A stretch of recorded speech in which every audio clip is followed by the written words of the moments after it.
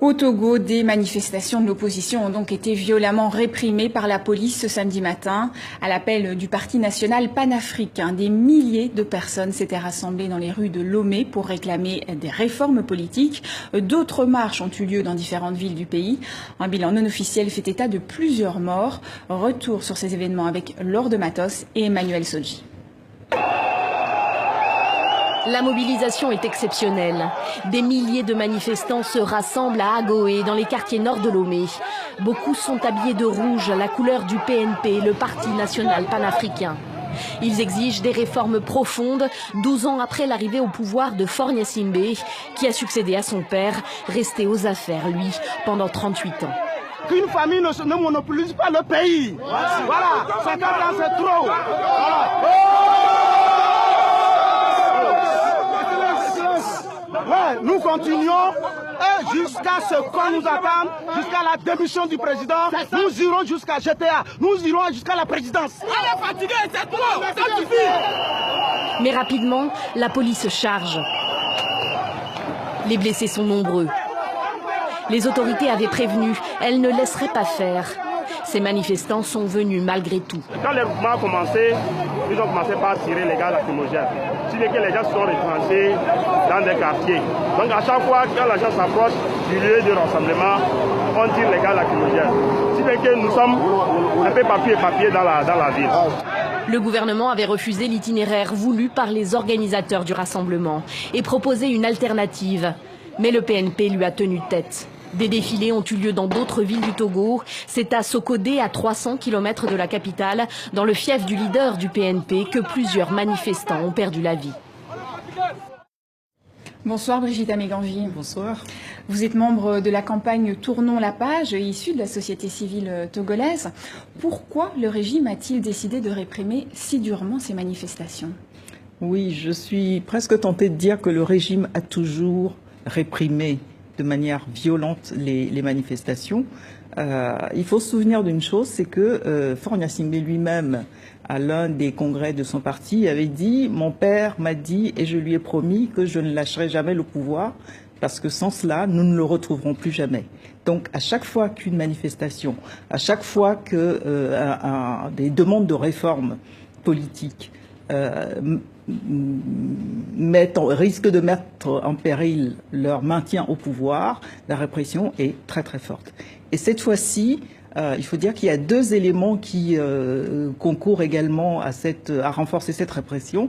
Le premier élément, c'est que les populations sont réellement excédées par cette tournée du Haut Conseil à la réconciliation qui aurait dû solder justement les fortes répressions des années 2005 qui ont marqué l'arrivée au pouvoir de Faure Gnassingbé avec plus de 500 morts et qui, à la suite desquels un accord politique a été signé, accord politique dans lequel il était prévu de faire ces réformes qui permettraient de revenir à la Constitution de 92, mais manifestement, ça n'a pas été le cas et les populations sont réellement excédées parce que, en fait, 12 ans après la signature de cet accord, il y a donc des intellectuels, des pseudo-intellectuels qui circulent dans les villes pour leur demander ce qu'ils veulent comme réforme, alors que tout le monde sait que ce que les populations veulent, c'est de revenir à la Constitution de 92. Justement, pouvez-vous nous en dire plus sur ce nouveau parti, le Parti national panafricain?